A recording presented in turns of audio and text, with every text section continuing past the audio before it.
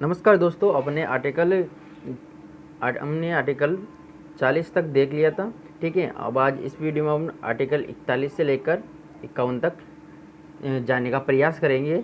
ठीक, तो आर्टिकल 41 कहता है कि कुछ दिशाओं में काम, शिक्षा और लोक सहायता पाने का अधिकारी, मतलब कुछ दिशाओं में जो राज्य के योग्य है उनको काम, शिक्षा और लोक सहायता पाने का अधिकार है। लेकिन मैं पहले भी मैंने स्पष्ट किया था और अब भी स्पष्ट कर रहा हूँ कि ये जो अधिकारी हैं, जो नीति निर्देशक तत्वों के साथ आते हैं, वो उसके लिए आप सरकार को बाध्य नहीं कर सकती। वो सरकार की इच्छा पर, राज्य की इच्छा पर निर्भर करता है। ठीक है दोस्तों, अब देखते हैं। राज्य अपने आर्थिक सामर्थ्य और विकास की सीमाओं के भीतर काम पाने के, शिक्षा पाने और बुढ़ापे में पेंशन, निःशक्त अन्य सहायता अधिकार पाने के लिए प्रभावी उपबंध या फिर कदम उठाएगा। जैसे पेंशन वगैरह हो गई, वो राज्य की इच्छा पर डिपेंड करेगा, लेकिन उसका ये जो कर्तव्य बनता है कि वो अपने नागरिकों के लिए अच्छे प्रभावशाली कदम उठाने का प्रयास करे और उसकी दशाओं को सुनिश्चित करे। ठीक है, अब देखते हैं अपन आर्टिकल 42 क्या कहता है संविधान का। ठीक है, काम की न्याय संगत और मनोवोचित दशाओं में प्रसूति सहायता पाने का उपबंध, मतलब प्रसूति सहायता पाने का उपबंध करेगा राज्य। मतलब उस प्रसूति के समय जो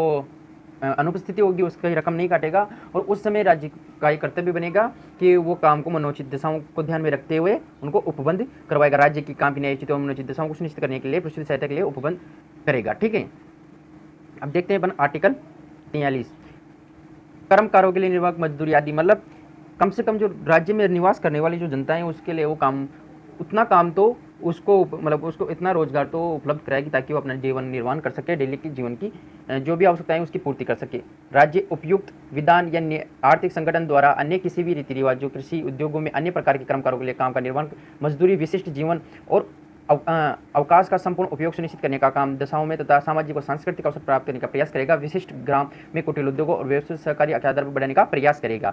ठीक है, ये अपने संविधान का आर्टिकल 43 कहता है। ठीक है दोस्तों, अब अपन देखते हैं 43A। मैंने पिछले वीडियो में बताया था कि जो ख, घ और या ए वगैरह जो जोड़े जाते हैं वो बाद में संविधान संशोधन के बाद में जोड़े जाते हैं। उद्योग के प्रबंधन में कर्मकारों का भाग लेना, राज्य किसी भी उद्योग में लगे हुए उपक्रमों, स्थापित अन्य संगठनों के प्रबंधन में कर्मकारों को भाग लेने का सुनिश्चित करने के लिए उपयुक्त विधान द्वारा अन्य किसी रीति के लिए कदम उठाएगा। मतलब जो वहाँ के जो राज्य के जो उद्योग चल रहे हैं उनमें भी उनके नागरिकों को बराबर अधिकार देने का प्रयास करेगा राज्य। ठीक है, आर्टिकल 43 का बी क्या कहते हैं, सहकारी समितियों का उन्नयन करेगा राज्य। ठीक है, अब देखते हैं आर्टिकल 44। आर्टिकल 44 की नागरिकों के लिए एक समान सिविल संहिता लागू करने का प्रयास करेगा राज्य। भारत के समस्त राज्य क्षेत्र के नागरिकों के लिए एक समान सिविल जो संहिता होती है उसको प्राप्त करने का प्रयास करेगा राज्य। ठीक है दोस्तों, अब देख लेते हैं अपन आर्टिकल 45 क्या कहता है।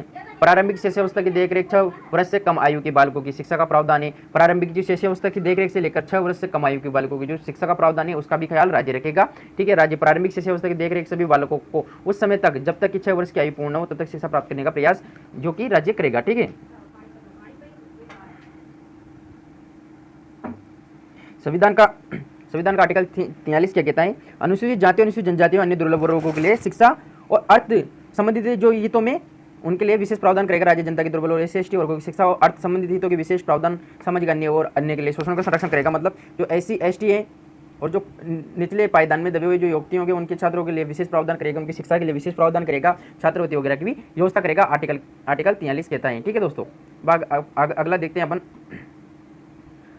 आर्टिकल 47 क्या कहता है, पोषण स्तर और जीवन स्तर को ऊंचा करने तथा लोक स्वास्थ्य के सुधार के लिए राज्य का ये कर्तव्य होगा। राज्य अपने लोगों को पोषण स्तर और जीवन स्तर को ऊंचा करने और लोक व्यवस्था को सुधार अपने प्राथमिक कर्तव्यों को मानेगा और राज्य मादक पदार्थ और स्वास्थ्य के लिए हानिकारक औषधियों का प्रजनन की प्रतिबंध का प्रयास करेगा। मतलब जो राज्य है और युवतियों के जो वहाँ के निवास करने वाले जो युवतियों के पोषण स्तर को ऊंचा उठाने का प्रयास करेगा और उनके स्वास्थ्य का ख्याल रखेगा।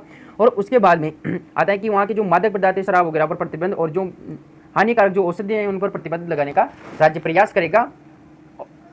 ठीक है दोस्तों, अब देख लेते हैं अपन आर्टिकल 48, कृषि और पशुपालन का संगठन।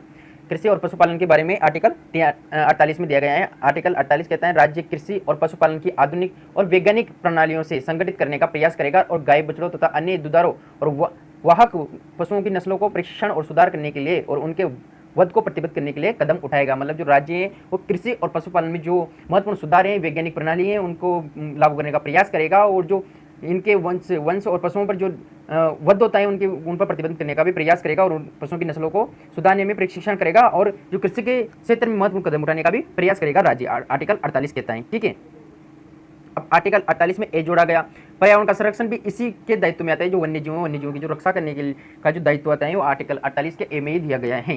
ठीक है दोस्तों, अब देख लेते हैं अपन आर्टिकल 49 अनुच्छेद 49 संविधान का क्या कहते हैं। राष्ट्रीय महत्व, स्मारकों, स्थानों और वस्तुओं का जो संरक्षक है, मतलब जो अपने देश के जो राष्ट्रीय महत्व, जो स्मारक हैं, जो स्थान है, जो वस्तुएं, उनका संरक्षण संसद द्वारा बनाई गई विधि द्वारा या उसके अधीन राष्ट्रपति घोषित करेगा। कलात्मक, एकात्मक, रुचिकर, स्थान, रूपकरण, विनाश, उपवंश, अभियोग, मतलब कुल मिला के कहने की बात है जो राष्ट्रीय महत्व की जो स्मारक है, राष्ट्रीय स्थल है, उनका संरक्षण करेगी, उनकी रक्षा करने का प्रयास करेगा। ठीक है दोस्तों, अब देख लेते हैं आर्टिकल 50 क्या कहता है। आर्टिकल 50 मतलब ये समझ लीजिए 50-50 याद रखिए। आर्टिकल 50 50-50 मतलब आधा, मतलब इसमें क्या है, कार्यपालिका से न्यायपालिका पृथक्करण, मतलब कार्यपालिका और न्यायपालिका इनको अलग करता है कौन, आर्टिकल 50। ठीक है, क्योंकि कार्यपालिका और न्यायपालिका के दोनों के काम अलग अलग है और आर्टिकल 50 इनको अलग करता है। कार्यपालिका न्यायपालिका क्या होते हैं मैंने वीडियो में बता रखा है, नहीं दिखा तो आप वो देख लीजिए। ठीक है, राज्य की लोक सेवाओं में न्यायपालिका और कार्यपालिका को पृथक करने के लिए राज्य कदम उठाएगा, आर्टिकल 50 कहता है। ठीक है, अब आर्टिकल जो 51 है, आर्टिकल 51 है, वो क्या कहता है, अंतर्राष्ट्रीय शांति और सुरक्षा की अभिवृद्धि। जो अंतर्राष्ट्रीय जो शांति है उसको बढ़ाने का प्रयास करेगा। अपने देश की जो अंतर्राष्ट्रीय राजनीति जो संबंधित है उसके बारे में आर्टिकल 51 कहता है। तो उसके पॉइंट देख लेते हैं अपन। अंतर्राष्ट्रीय शांति और सुरक्षा की अभिवृद्धि करेगा, मतलब जो देश अपना वो अंतर्राष्ट्रीय शांति और सुरक्षा को बढ़ाने का प्रयास करेगा और अंतर्राष्ट्रीय शांति और सुरक्षा बनाने का उसका एक कर्तव्य होगा। राष्ट्रों के बीच न्याय संगत और सम्मानपूर्वक संबंधों को बनाए रखने का प्रयास करेगा। जो अन्य राष्ट्र उनके बीच न्याय संगत और सम्मानजनक जो व्यवहार रखेगा।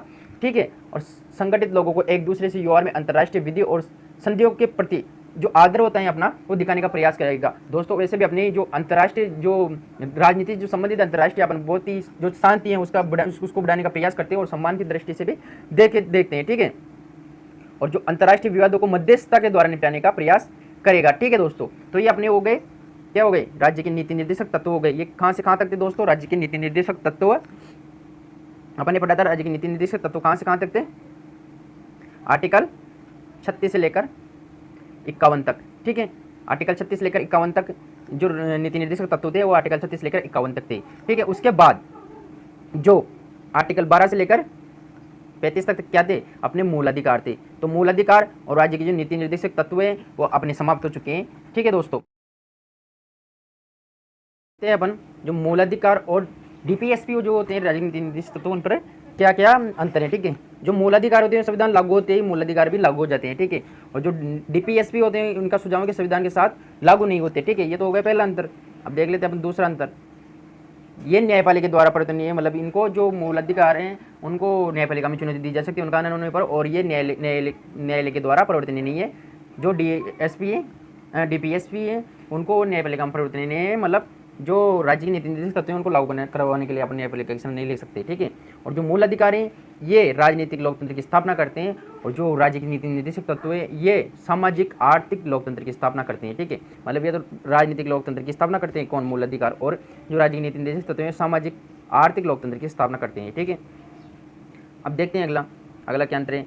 जो मूल अधिकारों की प्रवृत्ति क्या है, नकारात्मक है, मतलब ये किसी युक्ति विशेष को मतलब युक्तियों को दिए जाते हैं। जो मूल अधिकार होते हैं यहाँ पर राज्य के लिए क्या है, नकारात्मक हैं, और जो राज्य के नीति निर्देशक तत्व हैं वो किसको दिए जाते हैं, वो राज्य को दिए जाते हैं, इसलिए इसकी प्रकृति सकारात्मक है। ठीक है, जो मूल अधिकार होते हैं ये व्यक्तिगत कल्याण को प्रोत्साहित करते हैं, और वो जो राज्य की नीति निर्देशक तत्व है सामाजिक कल्याण को प्रोत्साहित करते हैं। ठीक है दोस्तों, आगे अपन जो आने वाले वीडियो में देखेंगे, अब जो मेन जो टॉपिक चलेगा वो संघ के बारे में चलेगा। ये संघ को जो पार्ट आएगा आर्टिकल 51 से लेकर आगे के अनुच्छेदों में राष्ट्रपति और केंद्र सरकार वगैरह के बारे में अपन डिस्कस करेंगे। ये संविधान के रीड के डी माना जाता है, उनको पढ़ लेते हैं अपन, लगभग यूँ मानिए कि पॉलिटिकल अपनी आदि के लिए रोज जाती है। ठीक है, आने वाले वीडियो में अपन उनके बारे में जानने का प्रयास करेंगे। तब तक के लिए जय हिंद, वंदे मातरम।